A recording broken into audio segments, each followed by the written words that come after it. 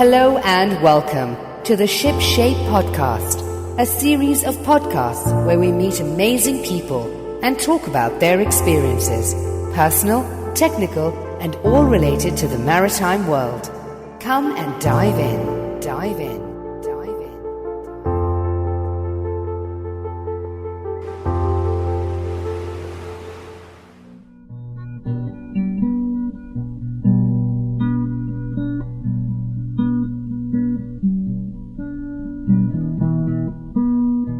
This week on the Ship Shape podcast, we speak to Ed Ewer, CEO of the superyacht recruitment leading company, SYR, based in Winchester in the UK.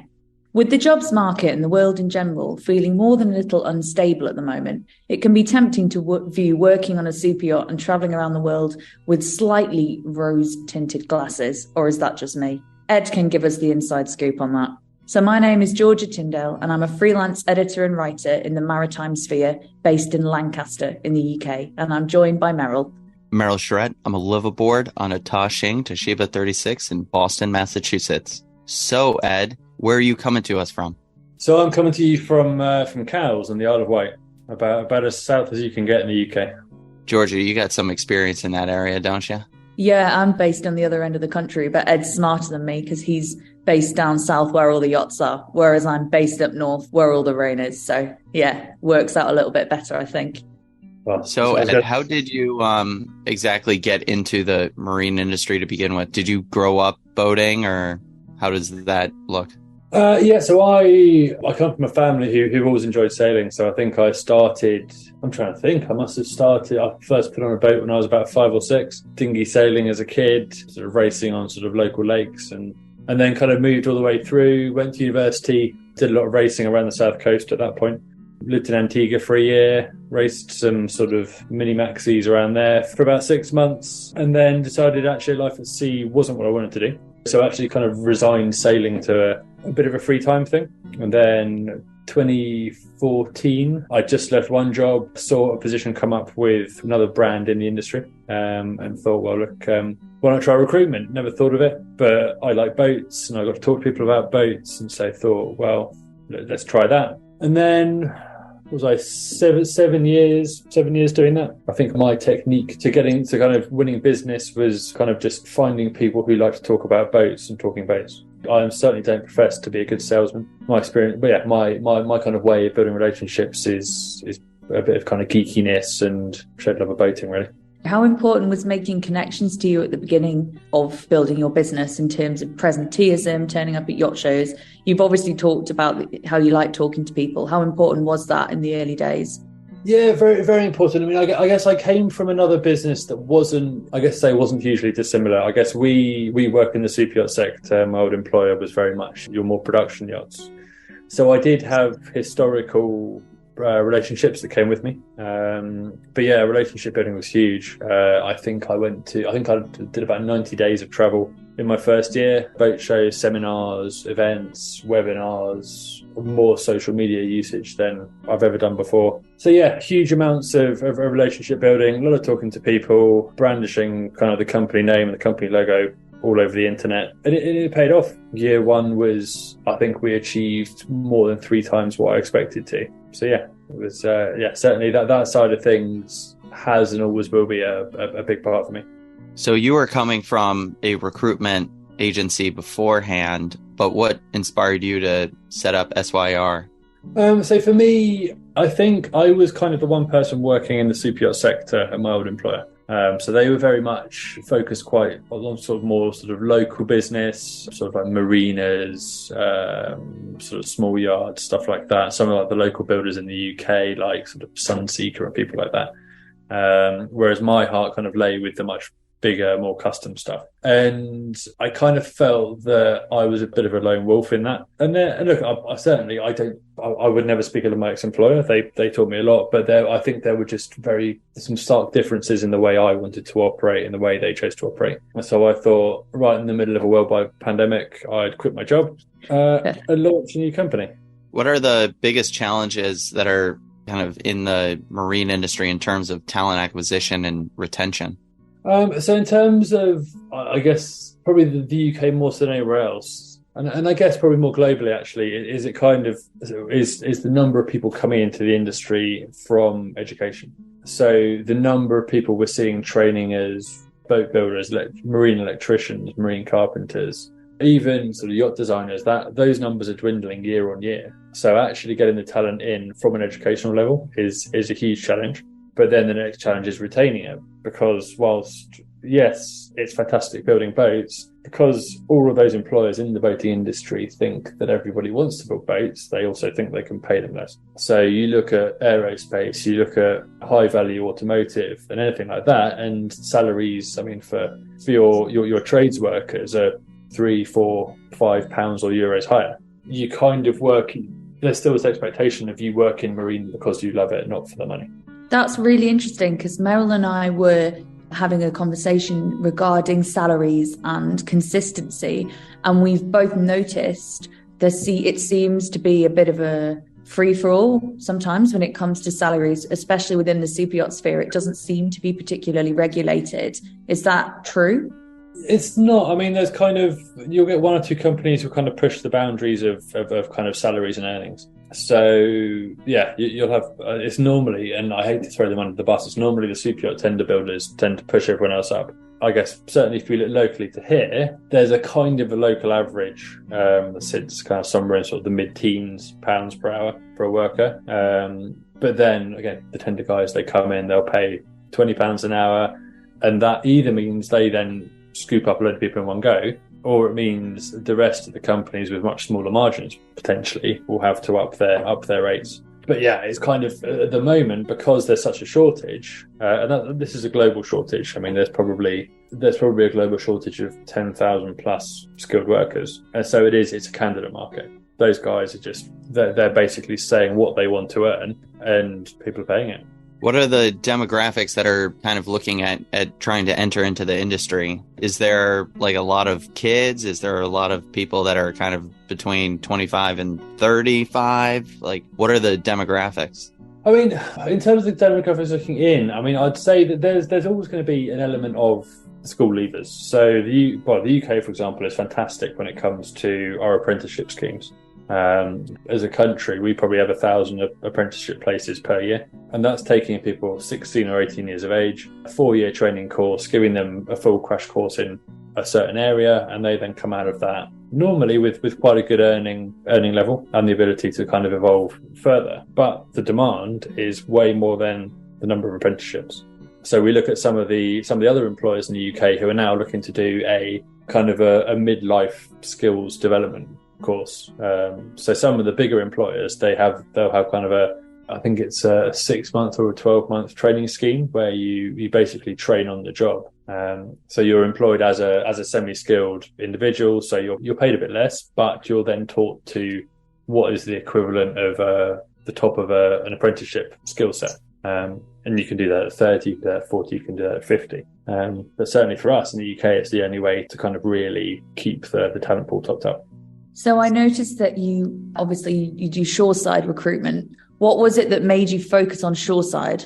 Well, my old employer was shoreside, and that's kind of all I've known. I also, you look at the crew industry and it's ridiculous. You've got hundreds upon hundreds of different companies, and you're talking about the relationship building side isn't really there.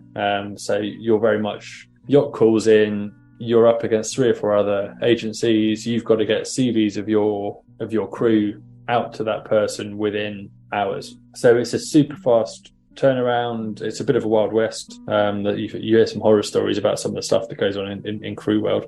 And yeah, for me, I enjoy the longer term relationship building. And yeah, certainly and also the level of competition, or the amount of competition in our market is substantially less. So you can provide a much higher quality service. Yeah, I wondered if it might come down to that in terms of pragmatics and entering an otherwise incredibly crowded market. Yeah. And you mentioned horror stories. I'm interested in hearing a horror story. You don't need to bring anyone's names. Can I tell? There was, I don't know if I'm allowed, I don't know if legally I'm allowed to tell you this. There were stories of, and again, this is, well, I think it kind of made the mainstream news about there was a yacht that took on a number of crew, but then ended up basically sort of offering them extra money to basically sex workers on board the yacht. Jesus. This was a couple of years ago. George, you might remember hearing about this one. No? No. Now we do. Apparently there was a career agency involved, but I couldn't tell you which one. But apparently it wasn't nice to hear. Can you walk us through what a typical hiring process looks like for a client of yours? Yeah, sure. So I guess in terms of the companies we work with, so our clients are anyone from kind of a shipyard looking for someone on a temporary contract doing some carpentry, all the way through to kind of I've sort of hired CEOs for some pretty big companies. But I guess the initial introduction to the process will generally be either us reaching out to the employer or them to us. We do our sales pitch, of course, and kind of take a very sort of detailed specification from that customer, understanding who they are initially as a business and kind of what they want in terms of the kind of high-level job specification, but then also picking up bits and pieces in terms of the company culture, what their people are like, how they operate, what can someone expect from working with them. From that point, it's then a case of kind of going out to our internal network initially. We will, our networks as a group of recruiters it must be close to 100,000 people. And then our kind of our own internal database is sat at about 3,500, 4,000 now. So we'll initially go out to the internal network, and then if we're not seeing success there, we'll advertise through our own website. We'll use the likes of YachtSpot. We'll use some of the sort of the local job sites and stuff like that. And obviously social media is a big one for us as well. So we'll spend a week, 2 weeks building ourselves a shortlist. So very kind of in-depth, detailed discussion with those candidates, who are then provided in a very nice, bite-sized, easy to read list to the client. And so from there we go through candidate feedback, interview processes. Again, we coach both sides, because believe it or not, some clients do need quite a lot of coaching how to interview people. Yeah. We've had people walk out of interviews in the past because of the questions they've been asked or the way they've been treated in an interview. I have to interject at that point and see if you've got any zingers for us there. We've had recent case in point, actually. We had a couple of people who had these psychometric personality tests. Oh, yes. And the feedback was that this person just got ripped to pieces over her personality during the interview process. And that was quite a decent size employer, quite a well-known employer, and just someone who actually wouldn't ultimately be involved in the day-to-day employment of that person. Yeah. So that was, I don't think she walked out, but I think she was close to. It certainly sort of soured her taste towards that employer. But we've had people being very sexist, ageist. We've had employers in the past saying they won't employ people. One of the worst ones was a particular employer saying they wouldn't employ someone who was perfect for the job because she might want to leave and have children soon. So yeah, there are certainly some people out there who really do not care about common decency or ethics anymore. Is that a maritime thing? Is that an industry that's a little bit backward? I think that I don't sort of hold back in my opinions. Certainly, I've said a few things in the past about the fact that it is a bit of an old boys' club. It's improving, don't get me wrong. I think there's a lot less of the comments like, we wouldn't hire that person because they might go off and have children in the next couple of years. But there's still, and again, it's not like crew. It's not a case of you have to be 5'10", blonde and have no tattoos to work for most of these shore-based companies. I mean, that's still horrendous, and I don't know how we'll ever get around that. But yeah, there's still the odd moment. Given the layoffs in other industries, I realize that the marine industry is kind of craving workers. Has the amount of jobs increased, or has it kind of stayed the same, or where is it at? 2021 was crazy up till probably the middle of last year. Was nuts, and then it's kind of started to back off a bit. I think the knock-on effects of everything happening in Ukraine has certainly had a bit of an impact. I think that has certainly cooled a few people in terms of decision making. It certainly hit the new build side a bit as well. But yeah, I mean, there's still a lot of jobs coming through. I think we've registered probably 10, 12 jobs so far this week, which is pretty standard, maybe slightly above average. So it's still busy, but the ongoing fight is convincing these employers that actually someone who designs a car can probably design a boat. Someone who fixes passenger jets can probably also install a bow thruster. This show was sponsored by Shipshape.pro. Ahoy there! We are shipshape.pro, the national directory of marine repair and refit. We hope to be a valuable resource for all your boat or yacht repair needs. Your struggle to find the best marine service ends here with us. We provide you access to the largest database of marine service providers across the U.S. Whether you are looking for electricians, engine mechanics, welders, detailers, divers, or any other general contractors, our easy-to-navigate categories help you save time and effort in finding the best service provider for the job, wherever you may be. Look us up at www.shipshape.pro or send us an email at info@shipshape.pro. We would love to hear from you. Welcome back to the ShipShape podcast. I guess that leads to this next question, which is, do you ever have trouble finding qualified candidates? All the time. Yeah, kind of pre-COVID, it was every job would have 5 applicants, maybe 6. And now it's like 2 or 3. The ability to find the right people for the job has massively dwindled. And I don't know when it's going to come back. I think demand is kind of fairly equal to supply, if not slightly outstripping it. So unless we can find ways to kind of really bring a lot of new people into the industry or cross industry, I think we're going to struggle quite soon. And when you mean struggle, can you talk a little bit about that?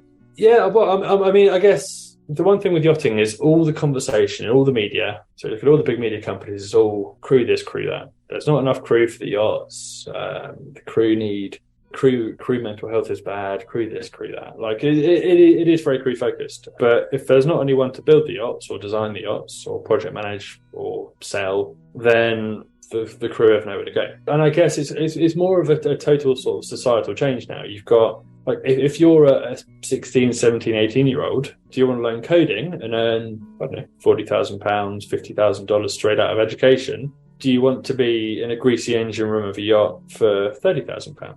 It's at the end of the day, and I'm guess like a grumpy old man here. Like if you look at the current generation, it's almost a case of how can I do the least work for the most money? Do you think there's a societal kind of lack of understanding of maritime? I mean, especially like within the UK in particular. Personally speaking, I didn't know the yachting industry existed until I happened to come across the listing for an internship for an editorial job in Amsterdam. I don't think there's a huge amount of awareness of the actual industry. No, I mean, unless you're living on a coast, and again, Exactly.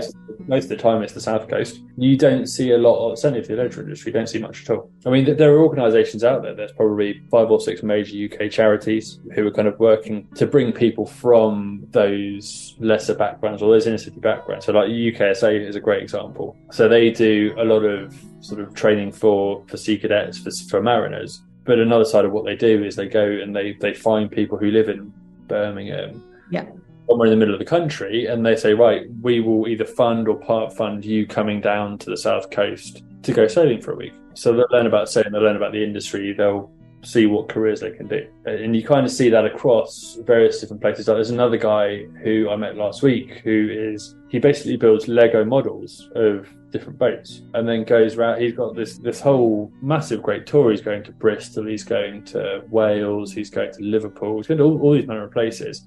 And basically, he's teaching these kids all about, like kind of 13, 14, 15-year-old kids about the maritime world. So he's got a ferry model, he's got a yacht model, and he ends up kind of setting them on all these different tasks around it to give them an understanding that it's not just a case of you can go and be crew, but you can go and do all these other things related to yachting as well.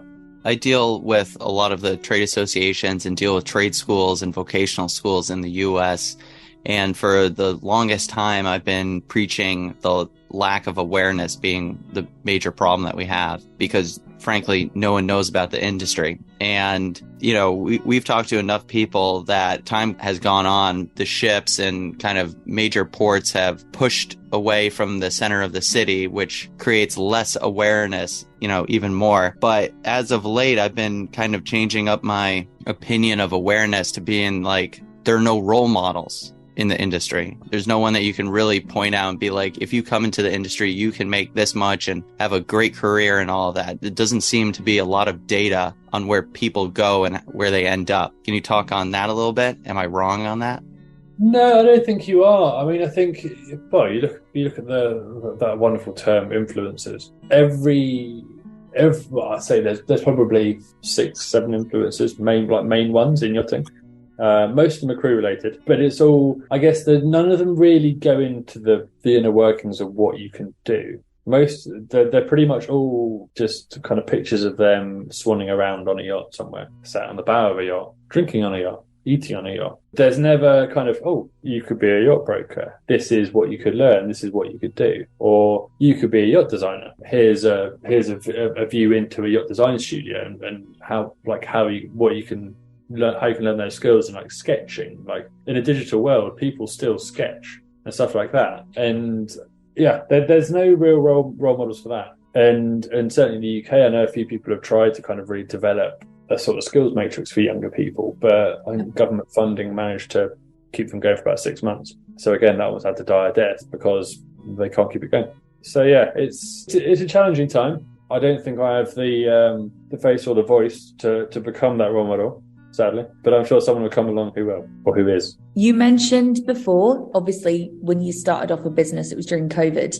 And I think more so than ever, social media, online, virtual stuff became incredibly important. Do you have a favourite social media platform for what you do and why?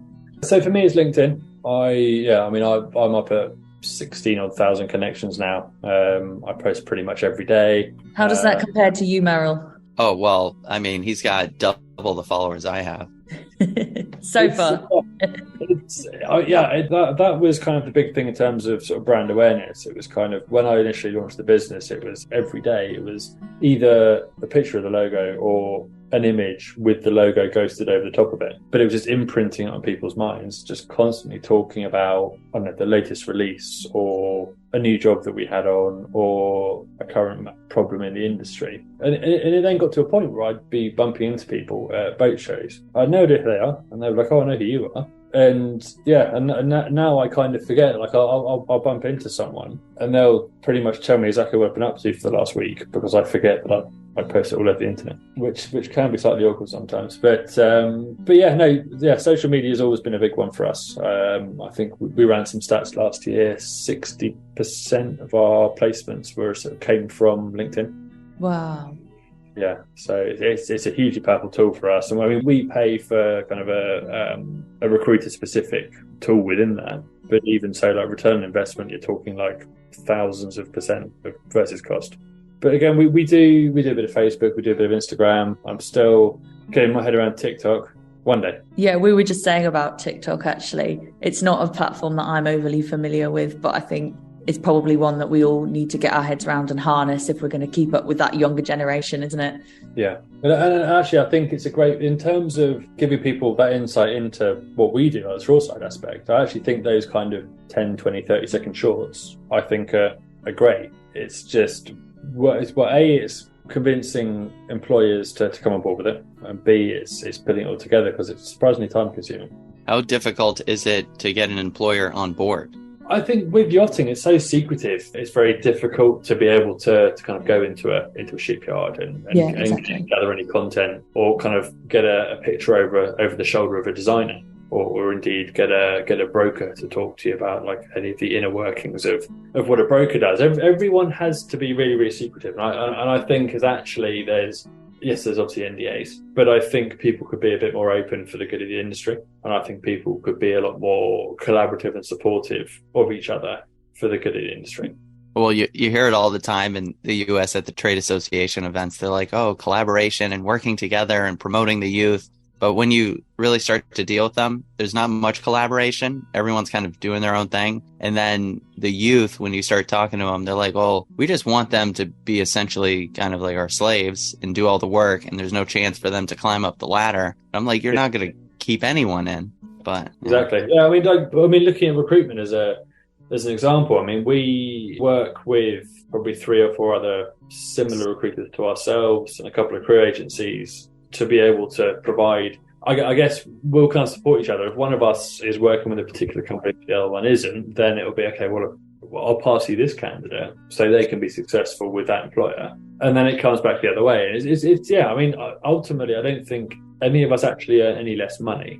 doing it. We actually just ultimately kind of meet the requirements of both our candidates and our clients without the age-old kind of, I can't possibly work with another recruiter because then they'll steal the clients off me. It's very much unwritten. It's not, none of this is like formalized or anything like that, but it works to keep the industry happy, basically. And how does kind of the super yacht recruitment business compare in other countries? What's the state of the US or Europe or that? So if we look at Europe, so Italy is very, very busy, as is the Netherlands. I mean, the Netherlands is very kind of insular. The Dutch tend to work with, that's both from a recruiter perspective, but also from a candidate perspective. So for us, that's quite hard to get into. Italy, they're kind of happy to take anyone from any country, but there's some pretty tough tax and kind of visa restrictions there. The US is crying out for people, and the kind of money that's being paid in the US for people is incredible. But again, you've got a lot of European companies who've got kind of outposts in the States, and I don't know, that tends to not sit that well with Americans. I think if you're, the number of times I've come across finding the ideal person for a large management company in the States, but then when they realize they have to be governed by Europe, that doesn't sit well. But again, I mean, I've had, I think 4 jobs alone today with US-based management companies come on board because no one can find anyone. So they're looking to hire, so people in the US want to hire people from the US? Yeah, but I think people in the US want to work for a US company. Okay, interesting. Yeah, so the most successful of the European management companies are the ones who've set up a US entity, which is kind of self-managing, rather than it being constantly having to go back and forth to Europe. And why is that? I mean, I'm not American, and I don't want to make generalizations about that. So Meryl? Make America great again, I guess. It's true. Like at the end of the day, like if I was in the UK, I'd sooner work if I was working for someone again, I'd probably sooner work for a Brit rather than an international company. That's interesting, because as a freelancer, I think I'd rather work for anyone apart from anyone based in the UK, but maybe that's just me. Yeah, it's I said the States is always super busy. We had a guy who I used to work with at my old employer who moved out to New York, and just the difference of people being called from a US number by someone in their own time zone, his success levels and being able to actually get through to those candidates was like 3 or 4 times more. That's so interesting. I wouldn't have necessarily expected that. Yeah, so just a call coming through from a +44 number. I mean, if I get a call from a US number, half the time it's a sales company somewhere in Asia, for example, calling me up trying to sell me something. So I'll avoid it. And I guess it's probably the same if you're in the States. It's like, why is an international number calling me? Yeah, interesting. Did you notice any changes? I hate to use the B word, but we have to. Any changes with Brexit and recruitment? Yeah, it's certainly a lot harder for Brits to go abroad. Although you were established post-Brexit, weren't you? Because Brexit was obviously began its work in 2016 and you guys came about. Was it 2021 or 2020? 2021. So we were February 21, yeah. No, the headache for us is the fact that obviously Brits can't easily go out to Europe and Europeans can't easily come to the UK.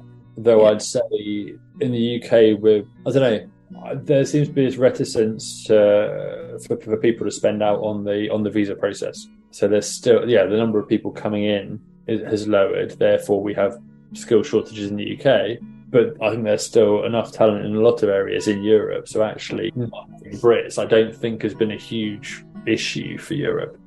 What type of advice would you give job seekers that are looking to enter into this industry?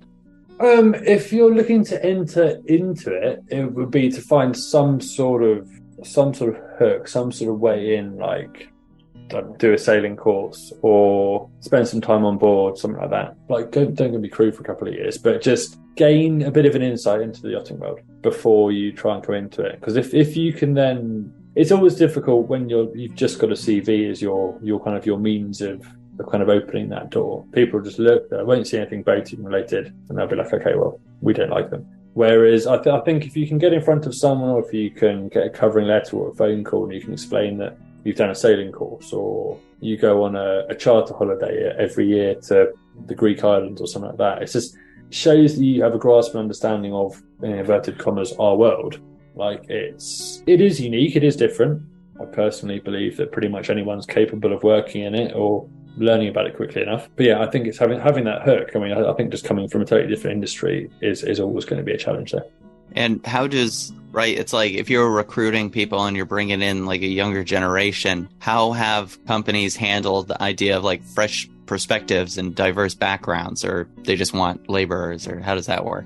I did a roundtable. Well, I did a survey and also a roundtable event with Boat International last year surrounding diversity and inclusion and also skill shortages. And it was actually quite interesting. Like there was half the industry felt there was no issue and actually we're quite diverse. The other side felt that we're really not diverse. And there were some really weird comments about people who, two people refused to work with me, like existing clients refused to work with me because they felt it was a non-issue, and the fact that I was bringing it up as an issue made it that I wasn't someone they want to work with, which was a bit strange. But again, we had this round table with people from Darman, from Fedship, from where else did they come from? Boat International, a couple of other design studios. And it was interesting how certainly the bigger businesses, they're very much looking at kind of bringing in, I think the mindset needs to be employed based on merit and nothing else. And that was, I think collectively, we all felt that there were still companies out there who don't employ purely based on merit. But employ based on... I think a lot of it is, there's still a huge thing around referenceability. Like if you want to be a broker, you kind of need, well, either your dad or your brother or your mother or your sister or your uncle generally knows someone else who's a broker. And so there's referenceability there. But yeah, I think there are some incredible salespeople who could, I don't know, you might have someone who sells cars, like you could have a Birmingham-based Porsche salesman who could probably sell you a super yacht better than a Surrey-based kid who's been at Eton. I don't know. I think there's still this huge stigma of having to be this kind of perfect person from a perfect background. That's probably worse on sort of the sales front, I'd say. Yeah, and it's interesting, isn't it, this idea of employing based on merit? Because there's also, not talking about super yacht recruitment now, but just in recruitment in general for roles, there is quite a lot of evidence that a lot of it comes down to being able to see people like you doing a particular role. So if you hire someone within a particular role who, and then other people can see that person is doing the thing, and then it sets an example, and then they're much more likely to apply for the role. So, there's also that argument, even though it might feel a bit tokenistic to put someone in those positions, it only takes a few cycles and of people seeing, that I am capable of doing that actually, because I've seen someone like me do that. And then it kind of helps to redress the balance. I think it's horrendous that we have to actually be in that position where it's almost you have to see someone similar to you, who looks like you, who acts like you, who walks and talks like you, in order to have the confidence to work in that industry.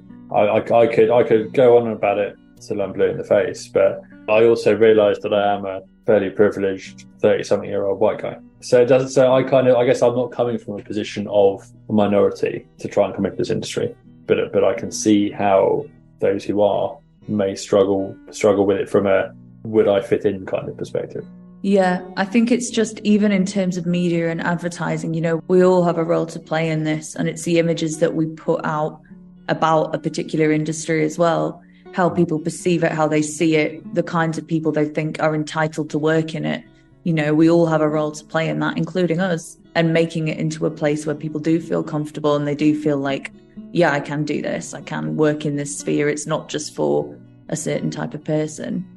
Yeah, I mean, if you look at the way yachts are marketed now from a sales and charter perspective, the kind of 20 or 30-year-olds in bikinis and swim shorts is very much becoming quite an outdated look. And Absolutely.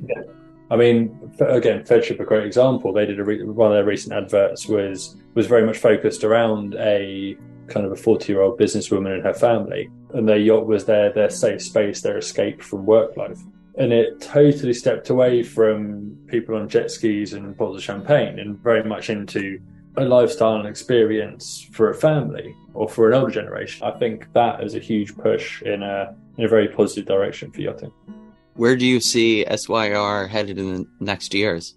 So from my point of view, it's kind of continuing to grow internationally. I would love to have a US side of the business at some point, actually like an actual entity in the States. The States is as big as a large chunk of Europe in terms of design, manufacture and management and sales. But just kind of general growth, really. I mean, we've organically grown to a team of 8. I think my kind of sweet spot will be around sort of probably about 15 people within about 2 years. And yeah, just kind of be at that point where people obviously recognize, everyone kind of knows and recognizes our logo, our brand, and come to us because we're not a pushy sales type, where they come to us because we get the job done, we're approachable, we understand what they're looking for. So yeah, I guess a fully kind of centrally owned business that hasn't had to borrow to get to where it is, and that has kind of has sort of the respect of the industry, really. So where people can find you and look at your recruiting and contact you, where do they go? So for us, probably the best thing is either to sort of follow us through LinkedIn. So we've got a company page there. We've got the website, which is superyachtrecruiter.com, which incidentally has just been refreshed. So you've got job sites on there. You've got links to some of our training providers, meet the team, that kind of stuff. Where else? We're on YachtSpot. We're on the various different kind of job sites here, there and everywhere. I think we're fairly easy to find. Certainly the logo is quite easy to recognise. And what would be your all-time favourite interview question to be asked? All-time favourite interview question? Or least favourite? Oh, you got me there. I don't know. I always think a good one is why do you do what you do? Why did you set up your own business? Why do you work for yourself rather than someone else? And why do you? Yeah, why do you? Because I did it because I could see that there was a clear gap in the market for a much better quality of service. Yeah. And I think along with that, it gives me an opportunity to kind of write my own day, my own week, which incidentally is normally about 60 to 70 hours. So I don't get a lot of free time. But yeah, the ability to kind of write my own destiny was quite a big one for me. I've never been one for being managed. Awesome. Well, it was great talking to you, Ed. Thanks very much. It was a pleasure to come on. Thank you.